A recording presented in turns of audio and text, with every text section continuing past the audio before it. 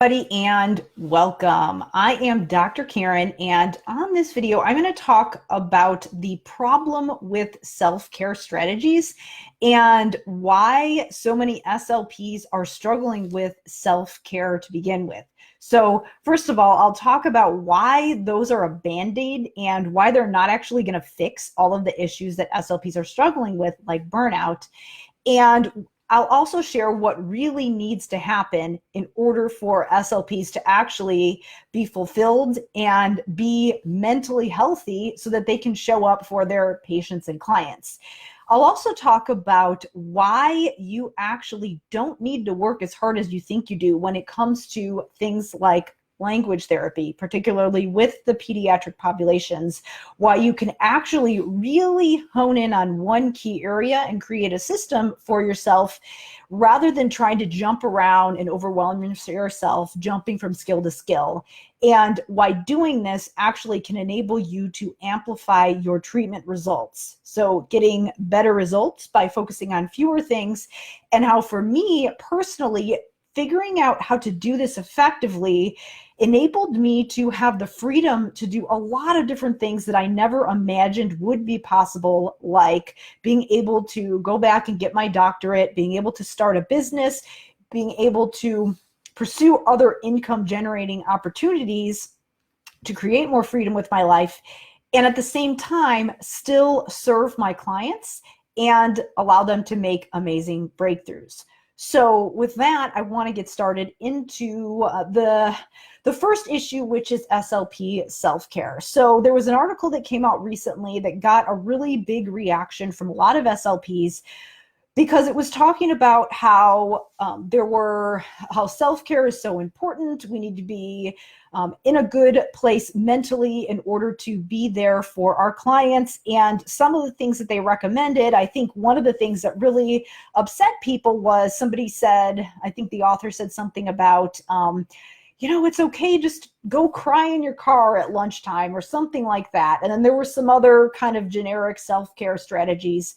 And so I think the issue that a lot of people, that bothered a lot of people, and it bothers me as well, is that we're essentially being told that it's okay and it's normal to be going outside and crying in your car on your lunch break or whatever. And the thing is that number one, you deserve better than that. You shouldn't be in a position where you feel like you need to go cry in your car to be able to cope with whatever's going on at your job. If you're doing that, that's not normal and that's not okay. So that shouldn't be something that is being recommended as a strategy. And the second thing is that, yes, of course, we need to have good strategies for taking care of ourselves. We need to be able to take time for ourselves. But the problem is that that's kind of a backwards approach.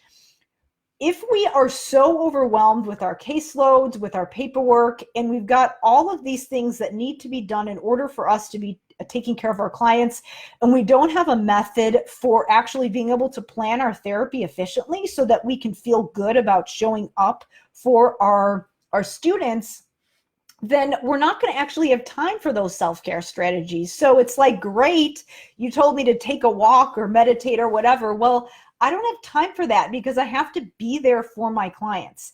That's actually not going to solve any of our problems because, again, it's just slapping a band-aid on an issue when what we actually really need is something like surgery. So how do we actually do that? What's actually going to solve our problems so that we actually have time for self-care strategies?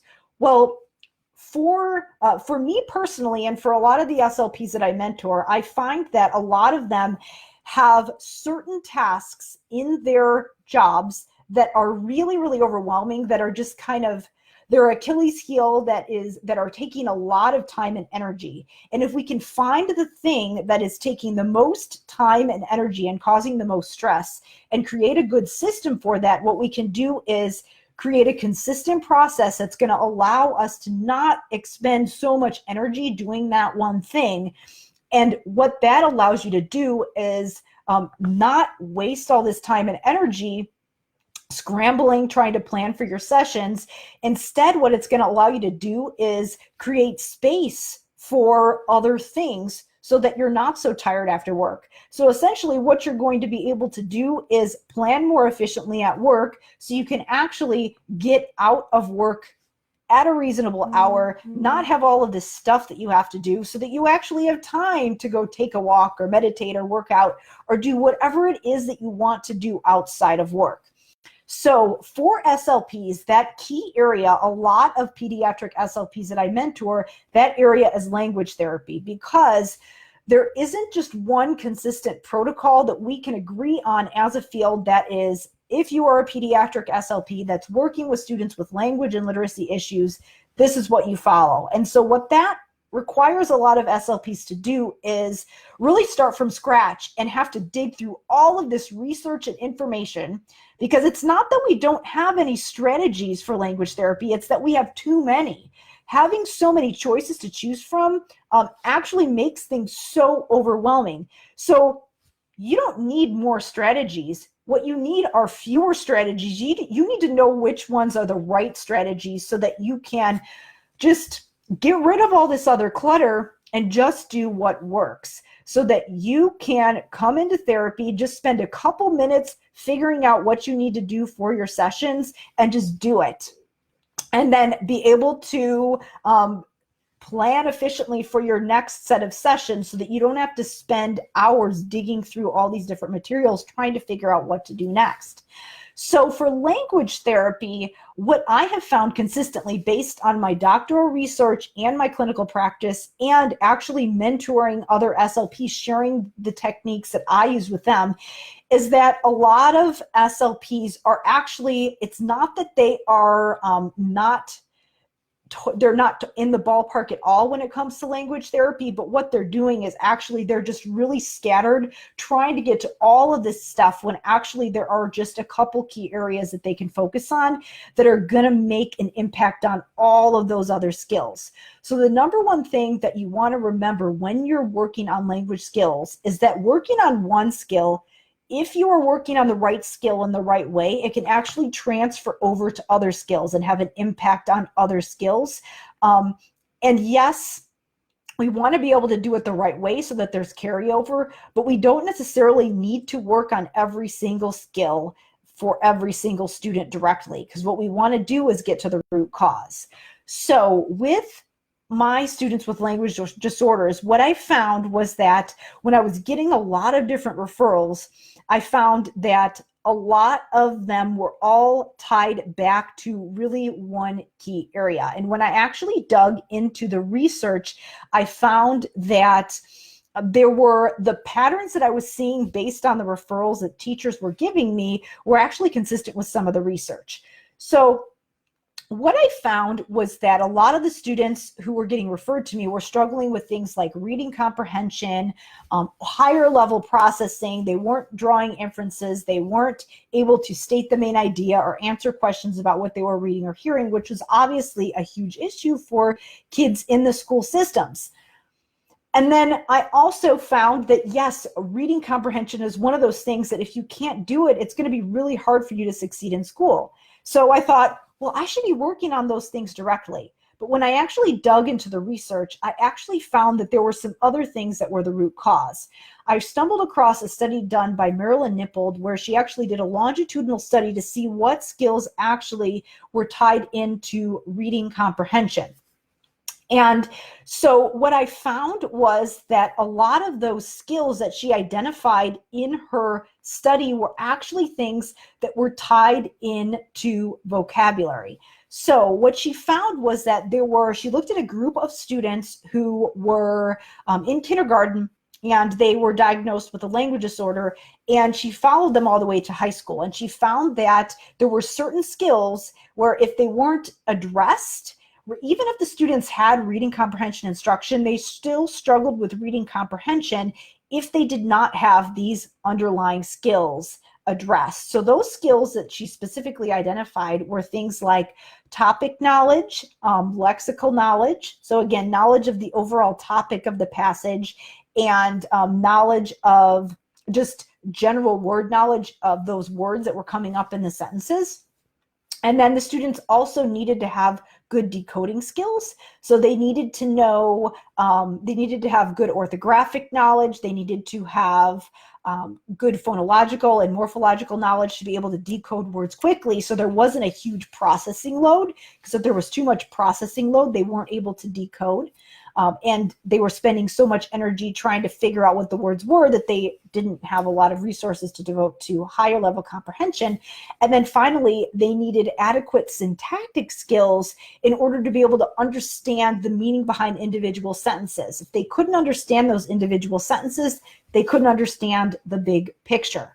So if those skills weren't addressed, if those underlying language skills weren't addressed, and those students were still poor comprehenders by the time they got into high school.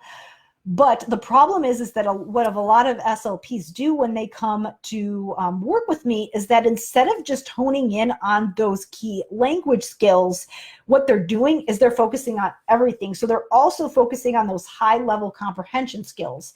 And what the research has found is that a lot of students, if they do not have those underlying language skills that I just mentioned that were drawn out by that study, such as good syntax skills, good lexical knowledge and word knowledge, and then good decoding abilities, which are tied into phonological and morphological knowledge, then they're often not ready to even benefit from high-level comprehension instruction.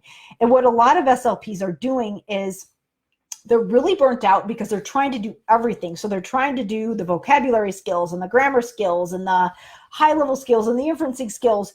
And instead of just focusing in on those underlying language skills that are causing those processing issues to begin with, they're trying to focus on all of the skills. So they're trying to work on these high-level comprehension skills as well.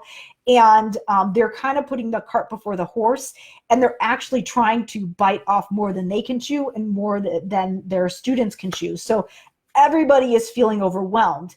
So because of this, because they have this, SLPs have this huge laundry list of skills that they feel like they need to target, it's causing a lot of stress and overwhelm when it comes to planning. And so their planning time is taking way longer than it needs to. And then they're getting frustrated because they're feeling like, oh my gosh, what I'm doing isn't working.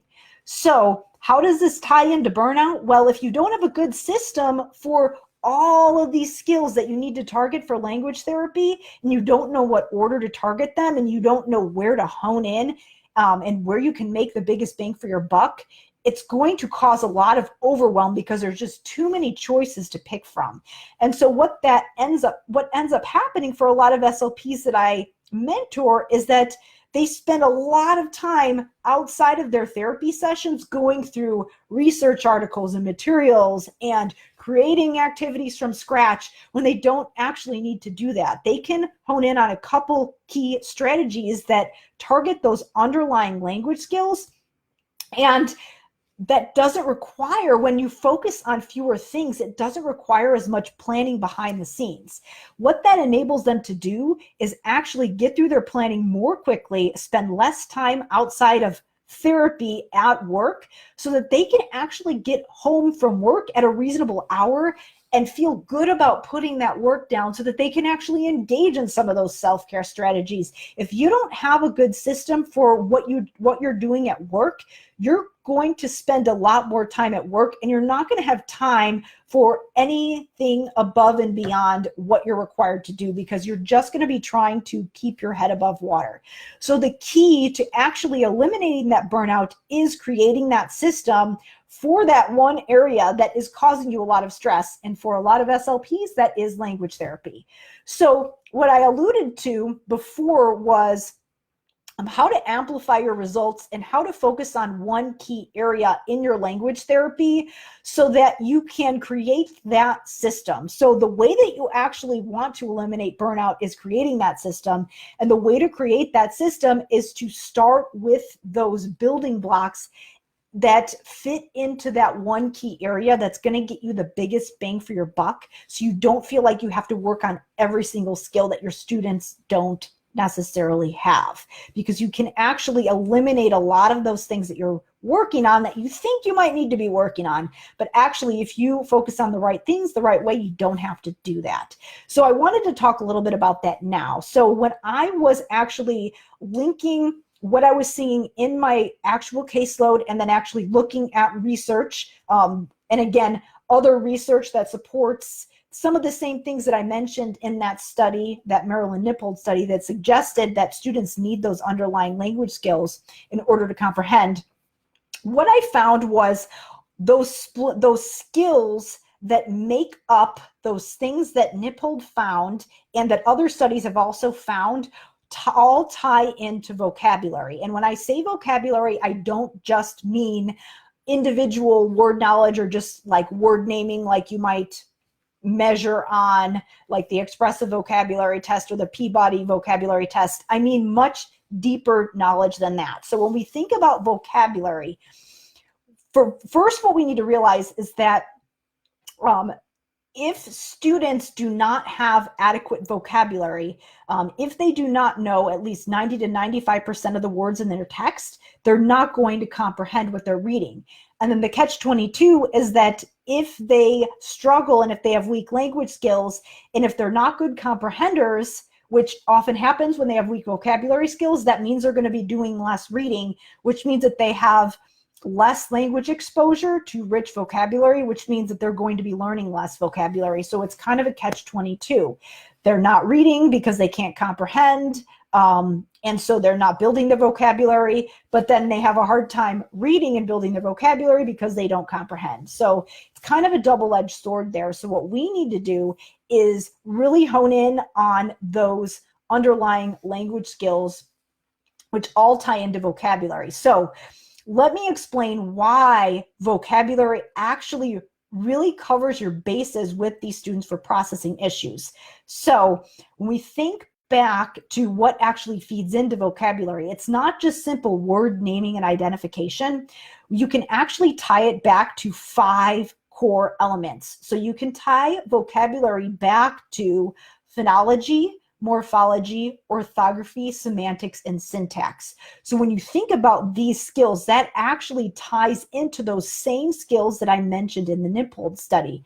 So let me share a little bit. So the first couple components that I mentioned that were identified in that longitudinal study were things like topic and lexical knowledge. So that actually ties into semantic knowledge, so our knowledge of what words mean. So that was one of those components that I mentioned that fit into vocabulary.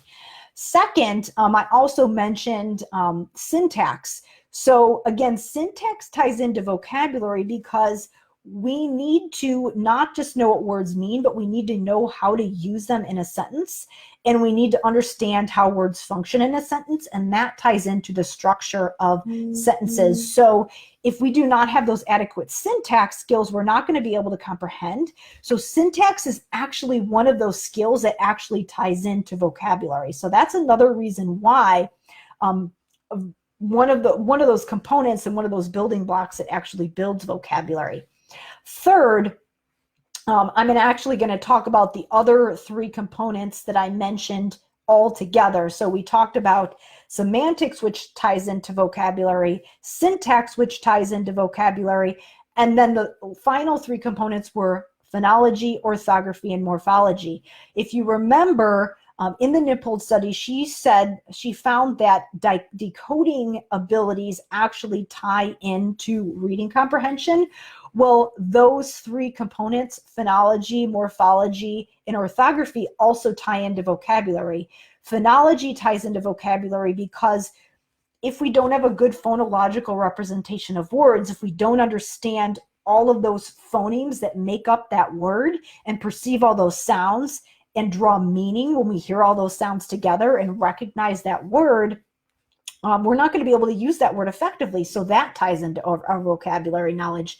Morphology, again, the word parts of each word, like the prefixes, suffixes, the grammatical endings, those all impact the meaning of words. Also impacts our ability to recognize words in print. And so if we don't have knowledge of those things, we're not going to be able to decode, and we're not going to be able to recognize those words. So those tie into vocabulary as well. And then also orthography, again, the written symbols associated with words also impact the word's meaning and tie into morphology, like how a word is spelled, and also tie into phonology, how a word, again, the correspondence between the letters in the word and the sounds in the word. So those also tie into vocabulary as well. So really what we want to do in language therapy, the way that we actually start creating that system that can eliminate the burnout is that, number one, we want to make sure that vocabulary, when we have those language processing issues, is our main area that we're focusing on. And then when we do it, we're going to want to have a couple key staple strategies that we know are going to build those 5 building blocks that I just mentioned that are linked to the research. So semantics, syntax, morphology, phonology, and orthography. So when you start building your system, the key that you want to do in order to create it in a way that where you've got those go-to protocols that you can implement with just not very many materials and not a lot of prep, when you've got those in your back pocket, what that enables you to do is be extremely effective, but do it in a way that doesn't require a lot of planning. So rather than trying to put the cart before the horse and try to figure out what materials to use, what strategies you're going to do, what you want to do first is figure out, again, what's the one thing, which your one thing should be vocabulary, and then create a system that actually builds those building blocks of vocabulary that I just mentioned, which are those 5 things. Once you figure those things out, then you can start inserting the strategies and the materials. But the framework has to come first. That's how we can start building that system to know that it's actually going to be effective. And what that enables us to do is feel good about what we're doing, feel confident about what we're doing, so that we know that what we're doing is evidence-based, and so that we actually start to see good results with our students. When we start to make our students aware of those components of vocabulary, what that enables them to do is be more successful so that they're actually motivated. And when we do it the right way, in a way that builds awareness, what it allows us to do is make our students more aware of how they learn words and language so that they can start learning those words and applying those strategies outside the therapy room. When they start to build that awareness, that's what yields that generalizations and helps our students to actually apply them beyond the therapy room. And what that does is when you hit these root causes, then some of those high-level comprehension skills, either by the time we get to that high-level comprehension work, our students are actually able to respond to it, so we don't have to overwhelm ourselves with trying to do that right now. We can actually focus on these root causes, because what that's going to enable us to do is essentially you're going to start to see some improvement in those other higher level processing things that your students are struggling with without actually having to work on every single skill directly. Yes, our students absolutely need that explicit work, but it's on these underlying language skills that are linked to comprehension. That is where we can fill that missing piece. What that has enabled me to do is that instead of me scrambling around, always trying to second guess what I was doing in language therapy, it enabled me to have a set of strategies that I could implement without a lot of work and prep and setup and materials. I actually got to a point where I could be really effective with just a pencil and paper or a dry erase board and dry erase markers, or maybe a couple key materials that I used a lot, but I really wasn't too dependent on materials. So it didn't require me to spend a ton of time after work. That is how I was able to have time for my doctoral research. And then when I was done with my doctoral work, start building my business, which is what I'm doing right now, where I'm actually able to mentor other SLPs. And it's enabled me to free up all of that time that I would have been spending planning and doing research for my day job, and instead devote that time to other things. And that's enabled me to create a lot more freedom and fulfillment in my life, because now that I am self-employed, I am able to actually create my own schedule and have the freedom to teach SLPs and share this system with others. And so whatever your thing is that you want to do, a lot of people, some people want to start a private practice on the side, but they feel like they're so overwhelmed with their current day jobs that they have nowhere near the bandwidth to be able to focus on that. Maybe some people want to start teaching at the college level. Some people might want to do something like like I do, where they might want to start selling products for SLPs, creating courses for SLPs, or maybe they want to do something outside of work that has nothing to do with being an SLP at all. Maybe it's just spending more time with their family so that they can feel rested and restored. Whatever that is, whatever that thing is that you're putting off, those self-care strategies, those extracurricular activities, that other project that you might want to do, but you don't feel like you have time because you're so swamped in your day job, that can all be possible when you create the space for it, when you create the right systems. But the thing is that a lot of people start on the productivity hacks and the self-care strategies first. That's not what you need. If you're a pediatric SLP, you want to figure out, how do I create a system for that area that is causing me the biggest amount of stress and headache? And when I have talked to so many SLPs that area, because usually at least half of their casework are language therapy cases where they feel like they have no idea where to start. If you create that space and create that system in that area that's causing you all that stress, you will be amazed at the possibilities that open up for you. So I'd love if you found this video helpful, share it with your friends, tag your friends below this video, share this link with them. I would love to share this information with other SLPs. So if you found this helpful, please tag and share it with your friends.